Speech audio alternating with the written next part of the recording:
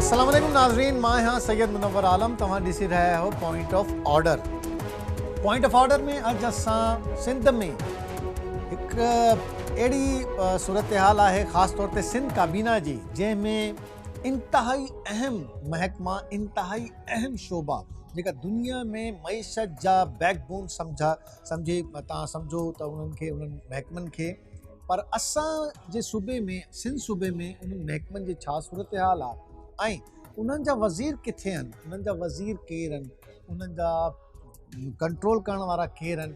कुझु अहिड़ा गुमनाम वज़ीर या ग़ाइब वज़ीर तव्हां चओ त हू मौजूदु आहिनि सिंध कैबिनेट में, जंहिं वटि इंतहाई इम्पॉर्टेंट मिनिस्ट्रीज़ आहिनि, पर उन्हनि जो को ख़बर कोन्हे हू किथे आहिनि, हू केरु आहिनि। को माण्हू सुञाणे थो उन्हनि खे या उन्हनि जी कारकर्दगी छा आहे, उन्हनि जी कारकर्दगी किथे आहे, वो कारकर्दगी नज़र छो नथी अचे, हू स्क्रीन ते छो न आहिनि, एॾा अहम डिपार्टमेंट छो ग़ाइब। इन ई हवाले सां अॼु असांजो प्रोग्राम हूंदो ऐं असां तव्हांखे आगाह कंदासीं। तक़रीबन 4 अहिड़ा अहम डिपार्टमेंट आहिनि सिंध सूबे जा। इहो असांजो फर्स्ट सेगमेंट आहे। इंशाल्लाह नेक्स्ट वीक तव्हांखे अञा कुझु डिपार्टमेंट ॿुधाईंदासीं त कहिड़ा अहम डिपार्टमेंट आहिनि जंहिंजा गुमनाम वज़ीर आहिनि ऐं उन्हनि जी कारकर्दगी ज़ीरो आहे। शुरू कयूं था सिंध काबीना जा ग़ाइब वज़ीर। इंफॉर्मेशन टेक्नोलॉजी दुनिया जी सभ खां वॾी सनत आहे, पर सिंध में इंफॉर्मेशन टेक्नोलॉजी जी का बि अहमियत न आहे। इन जो अंदाज़ो असां इंफॉर्मेशन टेक्नोलॉजी जी बजट मां लॻाए सघूं था। हिन अहम शोबे जे लाइ बजट रुगो सिर्फ़ु 1.92 1.92 अरब रुपया ने, टोटल 2 अरब बि न आहे। ऐं छा तव्हांखे इंफॉर्मेशन टेक्नोलॉजी ख़ासि माविन जे नाले जी ख़बर आहे? IT जे ख़ासि माविन जो नालो तंज़ीला कमरानी आहे, जंहिंखे सिंध में शायदि ई को सुञाणींदो हूंदे। सिंध में इंफॉर्मेशन टेक्नोलॉजी लाइ सिलिकॉन वैली वारो मनसूबो 14 साल गुज़रण बावजूदु मुकम्मल न थियो। सिंध में जेको इंफॉर्मेशन टेक्नोलॉजी खे हिकिड़ो वॾो मनसूबो ॾिनो वियो, जेका कैमरा हणणु हुयो ऐं सेफ सिटी प्रोजेक्ट, उहो बि नामुकम्मल आहे। IT जी का वॾी यूनिवर्सिटी हिन सूबे में नाहे ऐं ना ही हिन हवाले सां का शइ हिते असां ॾिसूं था। इहा ई शइ न, पर तंज़ीला कमरानी खे कोशिशि कंदासीं त असां राब्तो कयूं ऐं उन्हनि खां पुछूं त छा असां जे इंफॉर्मेशन डिपार्टमेंट जी कारकर्दगी आहे। स्पोर्ट्स नाज़रीन, स्पोर्ट्स हिकिड़ो शोबो अहिड़ो आहे, स्पोर्ट्स दुनिया में हिकिड़ी वॾी इंडस्ट्री आहे जंहिंमें नंढा नंढा मुल्क अहिड़े स्पोर्ट्स में नाला कमाइनि था। ऐं पाकिस्तान में इहा जेका खेलनि जा मैदान आहिनि, खेल जा मैदान आहिनि, ख़ासि तौर ते असांजे सूबे में जेका खेल जा मैदान वीरान पिया आहिनि, को पुछण वारो कोन्हे। स्पोर्ट्स इंतहाई, वर्ल्ड कप फीफा फुटबॉल हिन टाइम हले थो कतर में। इंतहाई ॾिसो, कतर जहिड़ो मुल्क वर्ल्ड कप कराए थो ऐं हुते ज़बरदस्त वर्ल्ड कप थिए थो, बिलियंस ऑफ डॉलर्स जो कारोबार थिए थो। ऐं असां किथे आहियूं, असांजो सूबो किथे आहे? दुनिया में रांदियूं वॾी अहमियत रखंदियूं आहिनि। नंढनि नंढनि मुल्कनि में बि रांदियुनि खे वॾी अहमियत ॾिनी वेंदी आहे। सिंध में टैलेंट हूंदे बि रांदियुनि ऐं रांदीगरनि जी का बि अहमियत न आहे। छा सिंध जी आवाम खे रांदियुनि वारे वज़ीर जे नाले जी ख़बर आहे? हिन वक़्तु रांदियुनि बाबति ख़ासि माउन अरबाब लुत्फ़ुल्लाह आहे, जंहिं जे नाले जी सिर्फ़ु कुझु माण्हुनि खे ख़बर हूंदी। सिंध में रांदियुनि जी बजट तक़रीबन 10 अरब रुपया आहे, जंहिंमें तनख़्वाहूं बि आहिनि, जंहिंमें नॉन डेवलपमेंट बजट बि आहे, जंहिंमें बजट टोटल माना तव्हां प्रियोरिटी ॾिसो त सिर्फ़ु 10 अरब रुपया। गुज़िरियल साल रांदियूं वारे खाते 44 स्कीमूं ॾिनियूं, जंहिंमें हिकु बि मुकम्मल न थी सघियूं। सिंध में रांदियुनि खे अहमियत न मिलण सबबि नौजवान रांदीगर दरबदर ऐं परेशान आहिनि। सिंध में थींदड़ रांदियुनि जो मेलो सिंध गेम्स बि 10 सालनि खां न थी सघियो आहे। ऐं इहा इंतहाई हैरान कुन ॻाल्हि आहे, इंतहाई हैरान कुन आहे त असांजा सुञाणींदा आहिनि त ही स्पोर्ट्स जा माविन केरु आहिनि। हाणे सिंध में करप्शन जो हाल, करप्शन सिंध में न हुजे त डिपार्टमेंट ई न आहे। सिंध में करप्शन जा वॾा वॾा मामला साम्हूं अची रहिया आहिनि ऐं मटियारी नौशेर फौज जे डिप्टी कमिश्नर जे अरबें रुपए जी करप्शन साम्हूं आई आहे। सिंध जे हर डिपार्टमेंट में करप्शन जो माहौल तक़रीबन सरगर्म, छा इंतहाई सरगर्म आहे। छा सिंध जी आवाम खे एंटी करप्शन जे ख़ासि माविन जे नाले जी ख़बर आहे? एंटी करप्शन जो सलाहकार बंगल ख़ान मेहरा आहे, जेको वॾे वक़्त खां ग़ाइबु आहे। सिंध में करप्शन जे वॾनि घपलनि में शामिल जवाबदार या त आज़ाद आहिनि या ॿाहिरी मुल्क में सकून सां ज़िंदगी गुज़ारे रहिया आहिनि। करप्शन करण खां पोइ ॾुहारी एंटी करप्शन जी अदालतनि मां आज़ाद थी वेंदा आहिनि। एंटी करप्शन जो कन्विक्शन रेट, सज़ा जो रेट जेको आहे अदालत जो एंटी करप्शन जो, उहो 0% आहे। वॾे जेका हिते कामूरा आहिनि, ऑफिसर्स आहिनि, हू वॾी इंक्वायरीज़ में मुलविस आहिनि, हलन थियूं 10 15 साल थी आहिनि ऐं हू अहम उहिदे ते वेठा आहिनि। एंटी करप्शन जे वज़ीर बंगल खान जेको स्पेशल असिस्टेंट आहे माविन बंगल खान महर साहब कोटे ते आयल आहे। उनजो भाउ पीपल्स पार्टी जो MNA आहे मोहम्मद खान महर, ऐं इन करे हू मुख़्तलिफ़ डिपार्टमेंट बंगल खान खे नवाज़ो वेंदो आहे। ऐं बंगल खान साहब हिन इंतहाई अहम, हाणे त हिकिड़ो हॉट टॉपिक हले थो, उनजे बावजूदु स्क्रीन ते कंहिंखे नज़र नथो अचे, न उन कारकर्दगी ॿुधाई आहे, न इन हवाले सां या कंहिं बि हवाले सां कॾहिं असां उनखे ॾिठो आहे त उन को राब्तो कयो हुजे।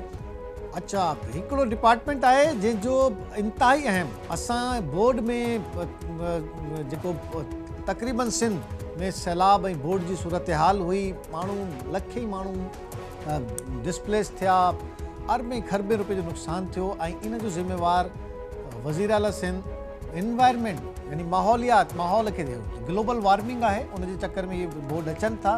पर असांजो इन्वायरमेंट जो वज़ीर केरु आहे, इन्वायरमेंट जो डिपार्टमेंट छा थो करे, उनजे हवाले सां असां ॿुधायूं त सिंध में कुझु महीना बरसाति ऐं बोर्ड तबाही मचाए छॾी हुई।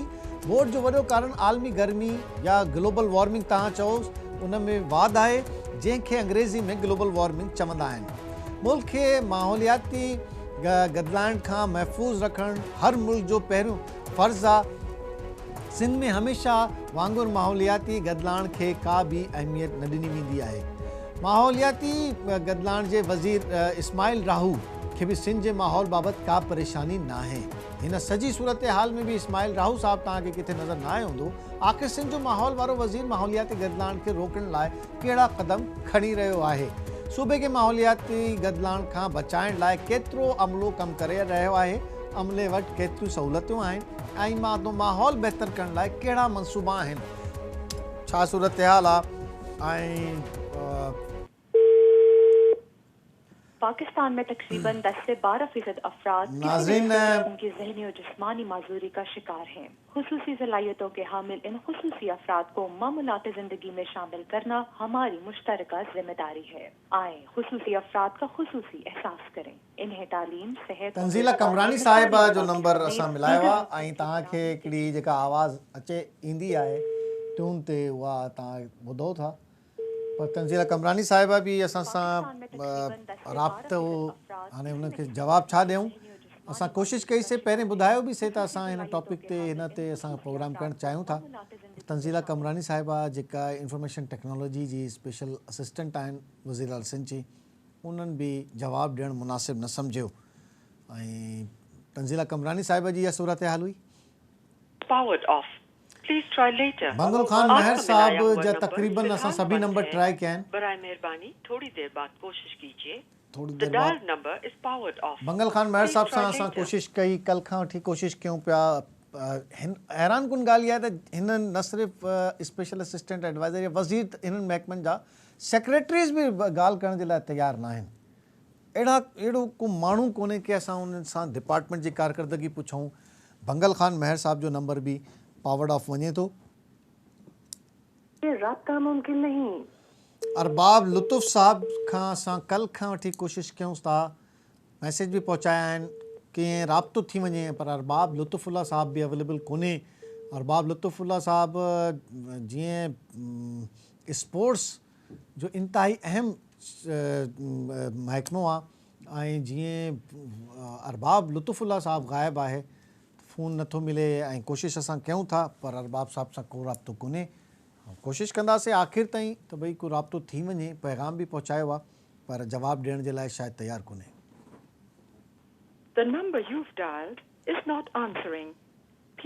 सिर्फ़ु नंबर ई आंसरिंग नथो करे, वज़ीर बि असांखे आंसर नथो करे। ही चवे त थी माई त नॉट रिस्पॉन्डिंग, माना जवाबु ॾियणु पसंदि नथा कनि। पंहिंजे मतिलब जो प्रोग्राम कयो त ठीकु आहे, ऐं तव्हां अहिड़ो को कारकर्दगी पुछो तव्हां उन्हनि सां सवाल करण जी पोज़ीशन में अची वञो या उन्हनि खां तव्हां पुछो त भई एॾो अहम डिपार्टमेंट आहे त इस्माइल राहू साहब बि ग़ाइबु थी थो वञे।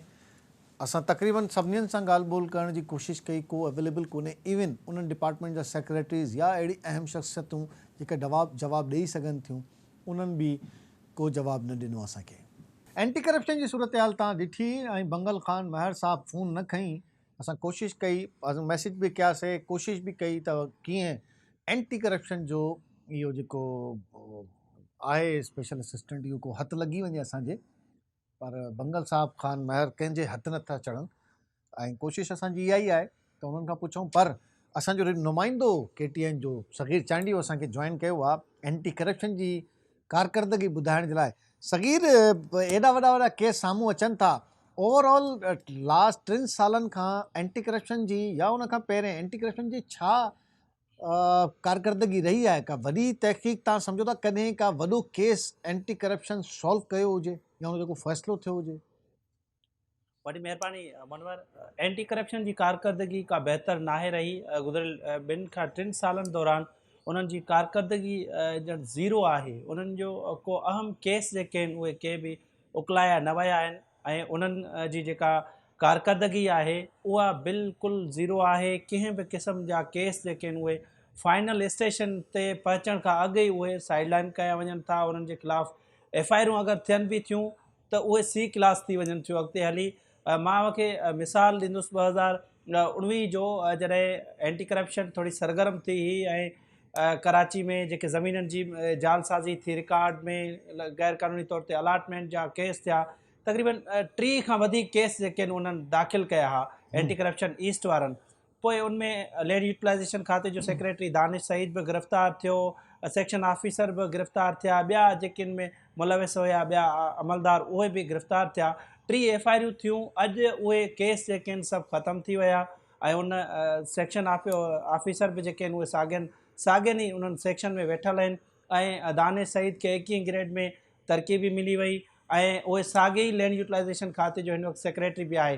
हींअर सेम इहो ई केस जेको आहे M6 मोटरवे जो बि आहे त हिन वक़्तु एंटी करप्शन जेका आहे, जीअं ई केस साम्हूं आयो त एंटी करप्शन यकदम जेको आहे उहो मुतहरिक थी वई, सरगर्म थी वई, उन छापा शुरू कया ऐं 1 एजेंडा त जेको आहे हुननि SCC 1 बि कयूं। नौशर फिरोज़ जी बि FIR थी वई आहे ऐं मटियारी ज़िले जी बि FIR थी वई आहे, त हू तमामु सरगर्म नज़र अचे पई। पर ॻाल्हि उहा ई आहे न सगीर, त असां त लास्ट 10 सालनि में न ॾिठो आहे त एंटी करप्शन जो जेको कन्विक्शन रेट आहे हू त 1% बि कोन्हे। सज़ा मिले नथी, माण्हू आज़ाद थी पोइ पंहिंजे महकमे में वापसि सुठी पोस्ट ते वञनि था।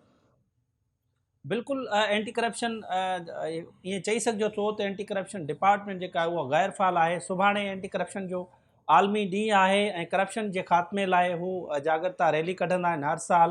गुज़िरियल साल बि करप्शन जे लाइ कढंदा आहिनि या एंटी करप्शन जे लाइ कढंदा आहिनि सगीर? गुज़िरियल साल बि एंटी करप्शन जेको आहे बंगुल ख़ान महर उन ई रैली में मिलियो हुयो ऐं साल सॼो जेको आहे हू ग़ाइबु रहियो ऐं सुभाणे बि मुंहिंजे ख़्याल में थी सघे थो त हुन रैली जी अॻुवाणी करे। असल में जेके आहिनि जेके बि कराची में ॾिसो न हेॾा वॾा केस थियनि था ऐं हेॾी वॾी करप्शन सिनमो थिए थी, माना तव्हां अधु कैबिनेट गिरफ़्तार कई नैब इन ई सूबे में, ऐं पर एंटी करप्शन जे वज़ीर खे को सुञाणे नथो। हिन DC वारे मामले ते बि को वर्जन ई ॾिठो आहे, को प्रेस रिलीज़ ई आई आहे तव्हांखे बंगल ख़ान साहब जी? कंहिं बि क़िस्म जो बयानु न आयो आहे। थियणु त ईअं घुरिजे हा त 2 GITूं ठहियूं आहिनि एंटी करप्शन जे चेयरमैन जे सरबराही में ऐं घरू खाते इहे ॿई GIT ठहियूं आहिनि, पर सभिनी जूं रिपोर्टूं जेके आहिनि उहे साम्हूं अची वियूं, सभिनी जी तस्दीक थी वई। घरू खाते जी सेक्रेटरी जी रिपोर्ट अची वई, उनखां अलावा लेबर खाते जे सेक्रेटरी और DG जी सरबराही में जेके कमेटी ठही, सभिनी जूं रिपोर्टूं अची वियूं, पर एंटी करप्शन जेके GITूं जोड़ियूं आहिनि एंटी करप्शन जी सरबराही में, उहे GITूं अञा ताईं पेंडिंग आहिनि ऐं उन्हनि जी रिपोर्ट बि न आई आहे। ऐं कहिड़ा माण्हू मुलविस आहिनि, इहो बंगुल ख़ान महर खे हिन केस में वॾो केस आहे। अगरि हुननि गिरफ़्तारियूं बि कयूं त उनखे प्रेस कॉन्फ्रेंस करणु घुरिजे हा, किथे जांच पहुती आहे, कहिड़ा हथ मुलविस आहिनि, कहिड़ा जेके माण्हू मुलविस आहिनि, केतिरियूं गिरफ़्तारियूं थियूं आहिनि ऐं 1 हफ़्ते खां पोइ पैसा रिकवर थियनि था। AC सईदाबाद जे जॾहिं त हू ज़मानत ते हुयो ऐं इहो ॾिसो कीअं थी सघे थो त हिकिड़ो AC मंसूर अब्बासी जेको आहे उहो 1 हफ़्ते ताईं उहो ज़मानत ते हुजे ऐं हू पंहिंजा 42 करोड़ जेको आहे पंहिंजी DC AC हाउस में रखी सघे थो केरु। सो इहे एंटी करप्शन जी जेके आहिनि उहे चालाकियूं नज़र अचनि थियूं। उन्हनि जी कारकर्दगी जेका आहे उहा ज़ीरो आहे। हमेशह बाअसर माण्हुनि खे बचाइण वारे पासे जेका आहिनि उहा एंटी करप्शन वेंदो आहे। कराची में तमामु वॾा केस थियनि था। कराची जे मलीर ओलह ज़िले में ज़मीननि जा वॾा हिकिड़ा स्कैंडल साम्हूं अचनि था। उन्हनि जी जांच करे पोइ उहे जांच जेके आहिनि उहे साइड लाइन कयूं वञनि थियूं। ऐं सोसाइटियुनि में जेके जालसाज़ी थिए थी, प्लाटनि जी मद में रिकॉर्ड में हेराफेरी थिए थी। सिंध बिल्डिंग कंट्रोल अथॉरिटी में तमामु वॾो जेको आहे उहो करप्शन जा हिकिड़ा स्कैंडल साम्हूं ईंदा रहिया आहिनि। कराची में गैर क़ानूनी तामीरात जो अव्हांखे त ख़बर आहे त कीअं कराची में गैर क़ानूनी अॾावतूं जेके आहिनि उहे थियनि पियूं, कीअं इन्हनि जूं NSU जारी थियनि पियूं। इहे समूरा मामला जेके आहिनि तव्हांखे त छा तव्हां नज़र सम्झो न था त इन करे ई अहिड़ो गैर फ़ाल वज़ीर रखियो आहे त जेको वणे हर डिपार्टमेंट करे? छो त ज़ाहिरी ॻाल्हि आहे मिनिस्ट्री जॾहिं इनफेक्टिव आहे, मिनिस्टर जॾहिं इनफेक्टिव आहे, पोइ जेको वणो मर्ज़ी तव्हांजी अचे तव्हां कयोसि। पोइ इन करे ई रखियो आहे मुंहिंजे ख़्याल में त बंगल ख़ान महर खे। ॾिसो, बंगल ख़ान महर जेको आहे जॾहिं को वज़ीर रहियो आहे मुंहिंजे ख़्याल में हिन कॾहिं प्रेस कॉन्फ्रेंस न कई आहे, न ई पंहिंजी डिपार्टमेंट जी का कारकर्दगी ॿुधाई आहे। छाकाणि जो हुननि जी कारकर्दगी ज़ीरो आहे ऐं उन्हनि जी सज़ाउनि वारो जेको रेशो आहे त जीअं कॾहिं तव्हां ॿुधायो त ऑफिस में बि बिल्कुलु ॾिठो न आहे हुजनि तव्हां जे बंगल बराबरि। ख़ान साहब खे ऑफिस में बि ॾिठो आहे? ऑफिस में हू तक़रीबन जेको आहे उहो नथो अचे। उन्हनि जी दिलचस्पी ॼण नथी लॻे डिपार्टमेंट में। ऐं हेठियां जेकी डिपार्टमेंट आहिनि उन्हनि जी हिकु सिस्टम तहत ही डिपार्टमेंट हले थो। उहे पहिरीं इंक्वायरी शुरू थिए थी, इंक्वायरी मुकमल थियण खां पोइ उहे इंक्वायरी साइड लाइन थी वञे थी। अहिड़ा केतिरनि ई डिपार्टमेंट जा केस आहिनि जेकी फाइलनि में दॿिजी चुका आहिनि। एंटी करप्शन कमेटी 1 जो इजलास न थियो आहे। एंटी करप्शन 2 जो त 3 सालनि खां कमिश्नर साहब कराची में जेको आहे उहो 3 सालनि खां इजलास न थियो आहे। ऐं एंटी करप्शन कमेटी 3, इहे 3 कमेटियूं आहिनि अहम आहिनि। उन्हनि कमेटियुनि में इहे फ़ैसिला थींदा आहिनि त कंहिंखे कहिड़ो जेके केस पेश करणा आहिनि ऐं उन्हनि जूं गिरफ़्तारियूं थियणियूं आहिनि, FIR थियणियूं आहिनि। जॾहिं इहे कमेटियूं ई गैर फ़ाल आहिनि त पोइ एंटी करप्शन जी कारकर्दगी जेका आहे उहा कीअं ज़ाहिर हाँ, थींदी? बस सही आहे, ठीकु आहे, असां सम्झी वियासीं। माना करप्शन जा वज़ीर मुतहरिक आहिनि ऐं एंटी करप्शन जो वज़ीर हिते मुतहरिक कोन्हे। Thank you very much Saghir Chandio असांखे तफ़सील ॿुधाए पियो। इंतिहाई अफ़सोसनाक सूरत हाल माना हिन सूबे सां छा थी रहियो आहे। बंगुल ख़ान महर जहिड़ा सरदार वॾेरा अची वेही था रहनि डिपार्टमेंट में, उन्हनि खे को सम्झाइण वारो कोन्हे, को पुछण वारो कोई कोन्हे। तव्हां वञो तालो लॻल आहे, को दफ़्तर ई नथा अचनि। छो त इंट्रस्ट कोन्हे। अञा मिनिस्ट्रीज़ उन्हनि वटि आहिनि, पहिरें जेके मिनिस्ट्रीज़ उन्हनि वटि हुयूं उन में कोई इंट्रस्ट न हुयो। त हाणे तव्हां छा था चई सघूं त एंटी करप्शन जी इहा सूरत हाल आहे, इंतिहाई अफ़सोसनाक आहे। उहो ई हशर थींदो जेको थी रहियो आहे, को पुछण वारो कोन्हे। इन ई हवाले सां त छा इहा सूरत हाल आहे ऐं छा ऑपोज़िशन जा माण्हू ऐं ऑपोज़िशन जा मेन अॻवान हिननि वज़ीरनि खे सुञाणनि था, या इन्हनि जी कारकर्दगी अहिड़ी आहे डिपार्टमेंट जी जो इन्हनि जा वज़ीर मशहूर आहिनि या न? पाकिस्तान तहरीक इंसाफ़ जे अॻवान ऐं अॻूणे गवर्नर इमरान इस्माइल साहब असांखे जॉइन कयो आहे। इमरान इस्माइल साहब, अस्सलाम वालेकुम।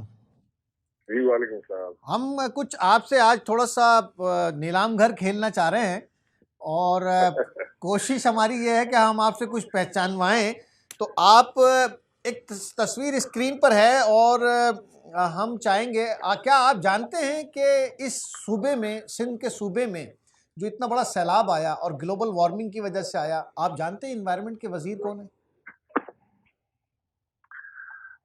सॉरी, आपकी आवाज कट गई थी, दोबारा। मैंने कहा इतना बड़ा सैलाब आया और इतनी तबाही मची ग्लोबल वार्मिंग की वजह से और इन्वायरमेंट की वजह से, क्या आप सिंध के इन्वायरमेंट के वजीर को जानते हैं?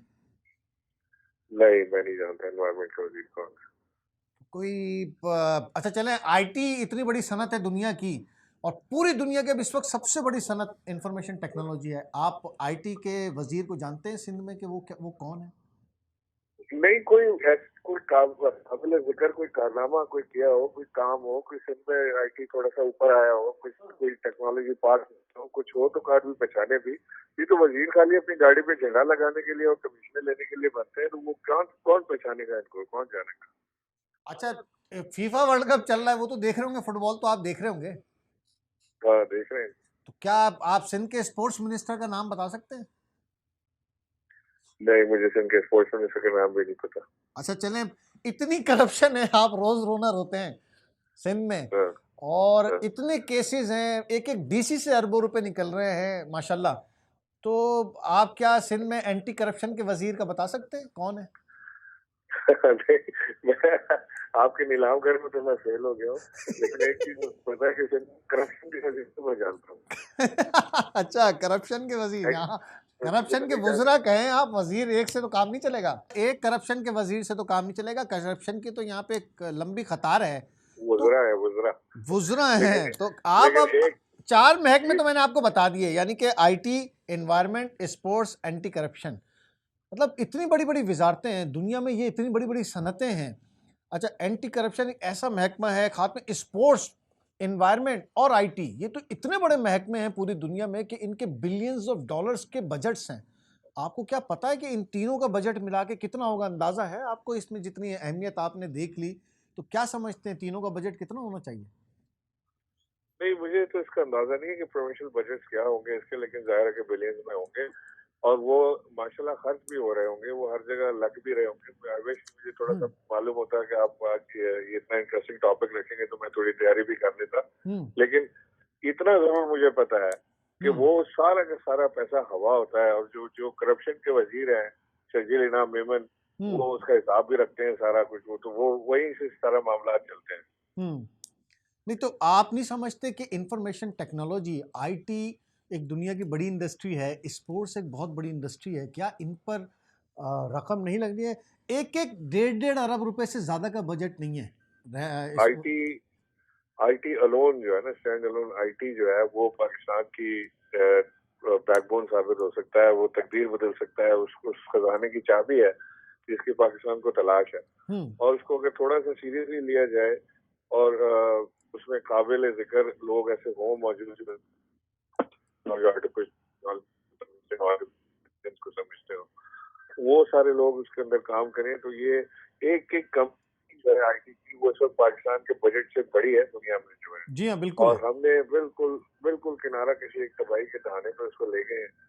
वह बड़ा इसमें उदासी भी होती है जब हमारे बच्चे हमसे पूछते हैं कि हमारा क्या मुस्तकबिल है और हमने किस तरह से आगे बढ़ना है, पाकिस्तान का क्या मुस्तकबिल है, हम क्या करें, हम आया कि पाकिस्तान में रहें या हम पाकिस्तान से बाहर चले जाएं, क्या करें। तो यकीन माने कि हमारे पास कोई खातिर खा जवाब नहीं होता उन्हें देने के लिए, अलावा इसकी तसल्ली के कि इंशाल्लाह कोशिश कर रहे हैं। इमरान इस्माइल साहब, इतनी हैरान कुन कहानियां हैं, इतनी हैरान कुन कहानियां हैं। एंटी करप्शन के जो वजीर हैं उनका नाम है बंगल खान। बंगल खान जी, महर, बंगल खान। अच्छा। महर उनका नाम है। एंटी करप्शन के वो आजकल वजीर हैं। उससे पहले वो स्पोर्ट्स के वजीर थे, और वो नॉन इलेक्टेड हैं, और उनके पास एडवाइज़र हैं वो वज़ीर आला के, और वो नॉन इलेक्टेड हैं। सिर्फ इस वजह से वो वज़ीर हैं कि वो एक एमएनए हैं, यानी कि महर फैमिली के। जी, उनके उनके वो भाई हैं। हाँ माशाल्लाह, उनके भाई हैं तो वो करीब भी होंगे फैमिली के। जी जी। जो मंजूर नजर होता है उसे इस तरह की चीजें मिलती भी हैं। इसमें तो जबरदस्त करप्शन की दास्तानें मौजूद है ना, इसके ऊपर तो हम कई प्रोग्राम कर सकते हैं। लेकिन सोचने की बात यह है कि हम आखिर कब तक हम इन लोगों के बीच में जंगल में फंसे रहेंगे और अपने इस प्यारी धरती सिंध की तबाहकारियों के जिम्मेदार रहेंगे। मैं यकीन जाने कि हम जब और ये लाहौर से हमारे कोई दोस्त वगैरह आते थे कराची, तो वो आके घूमने फिरने आते थे, वो देखते थे कि यार क्या शहर है और किस तरह से डेवलप हुआ, कैसे यहाँ पे लाइफ है। और अब आप लाहौर से कराची आने को तैयार नहीं है, वो कहते हैं जी बड़ा गंदा शहर है, बहुत ही बुरे हालात हैं वहाँ के, पानी नहीं, बिजली नहीं, सड़कें टूटी हुई। इस कॉस्मोपॉलिटन सिटी को जो हमने तबाह किया है, इसमें बड़ी मेहनत की जरूरत है, आसानी से तबाह नहीं होने वाला था कराची। पूरा सुबह सर ये हालत देखें, एनवायरनमेंट की वजह से सैलाब आ गया है। आपने कोई एनवायरनमेंट का वजीर देखा है सैलाब में कि उसने कहा हो कि अब हम ये ऐसा कुछ करेंगे कि 1 साल में तो नहीं, लेकिन 2, 4, 5 साल में हम ऐसे कोई जंगलात, ऐसे कोई एनवायरनमेंट के काम, ऐसे कोई ग्लोबल वार्मिंग रोकने के लिए कोई इक़दामात कोई नज़र आया? स्क्रीन पे भी देखा है आपने? इस्माइल राहू नाम है, आपकी इन्फॉर्मेशन के लिए बता देता हूँ। नजर आएंगे आपको, ये तो खुफिया काम करते हैं ना इन्होंने। तो जो जैसे सैलाब में इन्होंने एनवायरमेंटल वैल्यू तो बाद में होगी, जब सैलाब में इन्होंने उसके कंबल और उसकी अजनास बेच के खा गए, तो बाकी हमने क्या इनसे तवक्को रखनी है। हमने जब 10 बिलियन की सुनामी का 100 बिलियन की सुनामी का हमने किया मामला, तो इन्होंने मजाक बढ़ाया उसका और इन्होंने बड़ा फॉरेंसिक ऑडिट होगा और फलाना होगा, हर चीज इन्होंने कर ली। अब इनको पता लगा है कि दुनिया ने अप्रिशिएट किया उस प्रोग्राम को, बिल्कुल। लेकिन सिंध ने ना करके दिया किसी सूरत भी। इनकी एक जिद होती थी, आप हमें पैसे देते हम कर लेंगे, ये काम नहीं करने देते। अगर हम इनसे कहते ना कि हमें जगह देते, हमने इधर दरख्त लगाने हैं, ये काम करना है एनवायरमेंट चेंज का, ये कहते पैसे दे दें, जगह आपने बता दी हम लगा लेंगे, आपको बस पैसे दे दें हम। तो इसका हल क्या है? ये तो इस तरह की, तो मैं अभी, ये तो पहला सेगमेंट है मेरा। इंशाल्लाह मैं नेक्स्ट वीक भी कोशिश करूंगा कि और कुछ वजारतें ऐसे और ऐसे वजीर सामने लाऊं। कहना क्या चाहेंगे, आखिर में क्या मैसेज देना चाहेंगे? देखिए, इसका हल सिर्फ ये है कि सिंध में एक बड़ी चेंज जरूरत है। ये 14 साल से इन्होंने सिंध को रगड़ दिया, लोग रुल के पिस के, और जिस जुल्म और ज्यादती के साथ इन्होंने सिंध में हुकूमत की, नहीं आप कराची तो छोड़ें, चलो कराची से पीपल्स पार्टी को वोट नहीं मिलता, ये लाड़काना कोई बना लेते हैं लोग। लाड़काना की हालत भी तबाह है, शक्कर भी बर्बाद है, रोटी भी ठीक नहीं है। आप हर चीज को आप देखते चले जाएं, उसके इन्होंने बिल्कुल बर्बाद करके रख दिया। पहले तो 5-5, 10-10% कमीशन खाते थे, अब तो 5-10% काम होता है, बाकी 90% कमीशन है खाते हैं। तो होना क्या है इसके साथ?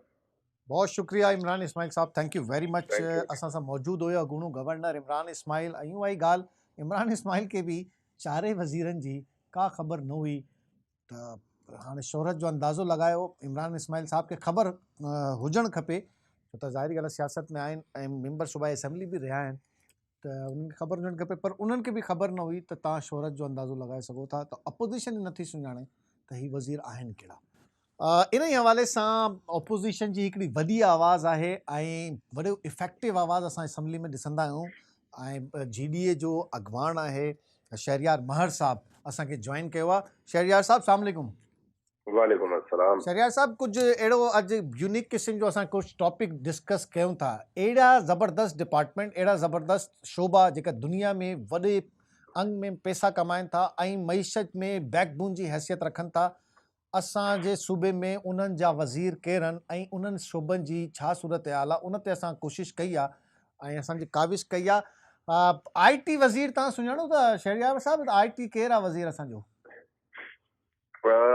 मां सम्झां थो लास्ट असांजो ऑफिशियली मिनिस्टर त नवाब तैमूर तालपुर हुयो, उन खां पोइ जॾहिं उनखे फॉरेस्ट ॾिनो वियो त इहा असांखे ख़बर न पई even sitting in the assembly त हिन वक़्तु इंफॉर्मेशन टेक्नोलॉजी के वटि आहे। महिरबानी सर जी, असां इहो ई ॿुधाइण था चाहियूं त information technology is the biggest industry in the world. असले खां बि, केमिकल खां बि वॾी इंडस्ट्री IT आहे। ऐं असांजी IT मिनिस्टर आहे तंज़ीला कमरानी साहिबा, स्पेशल असिस्टेंट, ऐं असांजो टोटल बजट आहे विद ऑल सैलरीज़, अलाउंसिस ऐं ऑल प्रोजेक्ट्स 1.25 बिलियन ओनली। सही। त छा चवंदो इहो IT जे हवाले सां? ईअं ई असां वटि एनवायरमेंट, ईअं ई असां वटि स्पोर्ट्स ऐं ईअं ई असां वटि एंटी करप्शन। छा तव्हां सुञाणो था वज़ीर केरु? कुझु ॿुधाए सघो था असांजे नीलाम घर में? न, ॾिसो, पहिरीं ॻाल्हि त स्पेशल असिस्टेंट ऐं हुनखे फुल फ्लेज महकमो ॾियणु, इहो मां ईअं न चवंदुमि कानून जे अगेंस्ट आहे, पर इहो अहिड़ो को लॉ एग्ज़िस्ट नथो करे। तव्हां डिपार्टमेंट ॾींदा हो मिनिस्टर्स खे या स्पेशल असिस्टेंट एडवाइज़र्स खे। स्पेशल असिस्टेंट रखियो वेंदो आहे उन डिपार्टमेंट जे मेन माण्हूअ खे असिस्ट करण लाइ। उहो ई पुछऊं था सर, ही त उहो ई चऊं था न, कुझु वज़ीर आहिनि, कुझु स्पेशल असिस्टेंट आहिनि, कुझु एडवाइज़र आहिनि।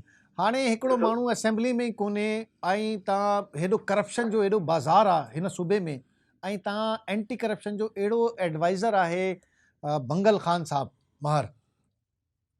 मां सम्झां थो बंगुल ख़ान बि स्पेशल असिस्टेंट हूंदो। इन्हनि जो ऑफिशियल स्टेटस इहो आहे जो इहे डिपार्टमेंट्स ऑफिशियली चीफ मिनिस्टर वटि आहिनि ऐं उन्हनि जी जाइ ते उन्हनि स्पेशल असिस्टेंट्स मुक़ररु करे छॾिया आहिनि त उहे वेठा हिनखे अॻिते हलाइनि। ठीकु आहे।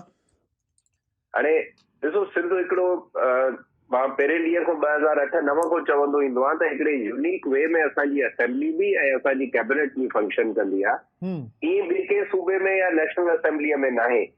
स्पेशल असिस्टेंट जेको आहे उहो फुल फ्लेज प्रिविलेजेस बि ऐं डिपार्टमेंट बि उहे रन करे जीअं को मिनिस्टर कंदो आहे। इहो सिर्फ़ु असां वटि सिंध में थींदो आहे। ठीकु आहे। ऐं उनजी मेन रीज़न आहे त असां वटि हिकिड़ो कल्चर आहे त मिनिस्टर साम्हूं त हिकिड़ो हूंदो आहे, इवन मेन स्ट्रीम डिपार्टमेंट्स हुजनि या इहे जेके नेग्लेक्टेड डिपार्टमेंट्स जिन खे मां चवंदुमि, ठीक है। जिन ते लीस्ट अवेयरनेस हूंदी आहे, हम्म, उन्हनि ते बि पोयों वरी बैकग्राउंड में हिकिड़ो ॿियो माण्हू बि मुक़ररु थियल हूंदो आहे, पार्टी क़यादत जे पासे न हो या चीफ मिनिस्टर साहब जे पासे न हो, जेको उन डिपार्टमेंट खे अलॻि सां संभालंदो आहे। हाँ। अलमियो ना है सर जी, त ही दुनिया भर में जेका वॾा डिपार्टमेंट आहिनि उहो असां वटि इग्नोरेंट आहिनि ऐं उन्हनि जी को प्रियोरिटी कोन्हे। हाणे IT, स्पोर्ट्स, एनवायरमेंट जहिड़ा डिपार्टमेंट असां वटि उन्हनि खे का अहमियत न आहे। ॾिसो, इहो बिल्कुलु ॾाढो वॾो अलमियो आहे ऐं मां त हिन वक़्तु मर्कज़ में बि ॾिसां थो त जेको एनवायरमेंट हूंदो, पहिरियों हिकिड़ो साइलेंट डिपार्टमेंट हूंदो, हिन वक़्तु उन्हनि जी मेन स्ट्रीम शहरी रहमान साहिबा वज़ीर आहे ऐं उनखे केॾो वॾो हिकिड़ो इमेज उनजो पोर्ट्रे थियो आहे सॼे मुल्क में, ऐं 2-3 ॾींहंनि खां उन ते प्रोग्राम्स बि हलनि पिया 2-3 ॾींहं पहिरियों। त असांजो प्रोविंस पोइते रहियल आहे, असांजे प्रोविंस जूं इहे प्रायोरिटीज़ आहिनि ई न। तव्हां ॾिसो, असांजे प्रोविंस खे ईअं एज़ इफ के हिकिड़े के अवेयर माण्हुनि जो प्रोविंस आहे या हिते का अहिड़ी गवर्नमेंट आहे जेका हिन सूबे खे तरक़ी कराइण आई आहे। हिन सूबे में अहिड़ी का ॻाल्हि न आहे। हिन सूबे में जेका गवर्नमेंट आई आहे 2008 खां, उहा हिकिड़े पंहिंजे एजेंडा ते आई आहे। सूबो त तव्हांजो हिन 10-15 सालनि में एतिरो पोइते ढिकजी चुको आहे जो तव्हांखे अॻिला 20-25 साल त हिननि सभिनी शयुनि मां रिकवर करण में लॻनि। सर, असांजो जेको नेबर कंट्री आहे उन जा 2 शहर टोटल सिर्फ़ IT में 132 बिलियन जो शेयर ॾियनि था इकोनॉमी खे पंहिंजे मुल्क में, ऐं असां वटि जेको टोटल बजट आहे IT जो तनख़्वाहूं समेत मां तव्हांखे ॿुधायो 1.25 बिलियन ओनली। छा अलमियो न आहे? इहा असांजी बदकिस्मती आहे। मां जॾहिं बिलावल साहब जहिड़ी लीडरशिप आई सिंध में ऐं पीपल्स पार्टीअ में, त मां ॾाढो ख़ुशि हुयुमि त शायदि बिलावल साहब हिकिड़ो ॾाढो वर्ल्डली अवेयर माण्हू हूंदो ऐं उहे इन्हनि प्रायोरिटीज़ खे फर्स्ट हैंड करे रखंदो ऐं इन्हनि ॻाल्हियुनि खे अॻिते आणंदो। पर मां 2-3 सालनि में रिकवर कयुमि त बजाए पार्टी बिलावल साहब जी लाइन टो करे, बिलावल साहब पार्टीअ जी लाइन टो करे छॾी ऐं डिपार्टमेंट्स वञी उन्हनि खे ई अहमियत ॾिनी वई। हाणे तव्हां असांजो दोस्त आहे भाउ मुकेश चावला साहब वटि डिपार्टमेंट्स ॾिसो, एक्साइज, फूड, सिंध में जेके गुथा हलनि, जेको 2 नंबर शराब हले, जेके 2 नंबर कारवायूं हलनि, उहे बि उहो हलाईंदो आहे। सेपरा बि साईं वटि आहे मुंहिंजे ख़्याल में। नेपरा त मुंहिंजे ख़्याल में एनर्जी मिनिस्टर वटि हुजणु घुरिजे असुलन, पर सिंध में इहा अनोखा कम थींदा आहिनि। मां सेपरा थो चवां सर, सेपरा ज़रूर ॾिनी हूंदो। हूअं अॻे त सेपरा जो चेयरमैन हूंदो, CM साहब पार्लिमानी वज़ीर बि आहे साईं। हा, मां उहो ई थो चवां न, त ॾिसो इहो कॉम्बिनेशन कीअं थी थिए। Grain merchant, alcohol merchant, tax collector ऐं वरी पार्लियामेंट्री अफेयर्स। को सर पैर नथो मिले कंहिं शइ जो पाण में। खबर ठीकु आहे, सम्झी था सघूं, मुकेश साहब ग्रेन मर्चेंट हूंदो, सुठो कारोबारी माण्हू आहे, उहो ॾेई थो सघे, पर पार्लियामेंट्री अफेयर्स जी कहिड़ी ख़ुसूसियत आहे? तव्हां वटि एॾा माण्हू वेठा आहिनि। मां त हमेशह कोट कंदो आहे, जवाहर इसरार साहब वेठो आहे, फॉरेन क्वालिफाइड लॉयर आहे, पीर मुजीब साहब वटि वेठो आहे, फॉरेन क्वालिफाइड यंगस्टर लॉट तव्हां वटि एतिरी वेठी आहे। तव्हां पार्लियामेंट्री अफेयर्स खे अहिड़े अवेयर माण्हूअ खे ॾियो जेको एक्टिव हुजे। पार्लियामेंट्री अफेयर्स हलाईंदो आहे असेंबलीअ खे, बेसिकली स्पीकर न हलाईंदो आहे असेंबलीअ खे। ऐं हेॾो सैलाब आयो, तव्हां बि कल ॻाल्हि बि कई, असां तव्हांजी तकरीर बि ॿुधूं पिया, एनवायरमेंट जी का इंपॉर्टेंस कोन्हे। अगेन असां इहो ई जॾहिं असां जाॻींदासीं नेक्स्ट ईयर फरवरी मार्च अप्रैल में, ऐं बसि बोर्ड सर ते हूंदो, पोइ बि को माना तव्हां त एनवायरमेंट ते वज़ीर नज़र नथो अचे। एनवायरमेंट जो वज़ीर त शायदि इस्माइल राव साहब खे ॾेई छॾी अथऊं एग्रीकल्चर खां पोइ। जी मां 2010 में एनवायरमेंट जो मिनिस्टर थियो हुयुमि 2-3 महीननि लाइ, त मूंखे उन टाइम जो वक़्तु यादि आहे त एनवायरमेंट में एॾो वॾो स्कोप आहे। अगरि गवर्नमेंट थोरो बि इंट्रस्ट वठे त प्रोविंशियल लेवल ते एॾो कुझु थी थो सघे। बिल्कुलु। पर एनवायरमेंट डिपार्टमेंट सिर्फ़ु हिकिड़ो कमु कंदो त जेके इंस्पेक्टर्स हूंदा एनवायरमेंट जा, उहे वेंदा इंडस्ट्री सॼीअ खां भतो कलेक्ट कंदा हुया। बिल्कुलु इहो ई कमु आहे। मुर्तज़ा वहाब साहब हिन खां पहिरियों हलाइनि पिया, सॼे कराची में इहो ई कमु पियो हले।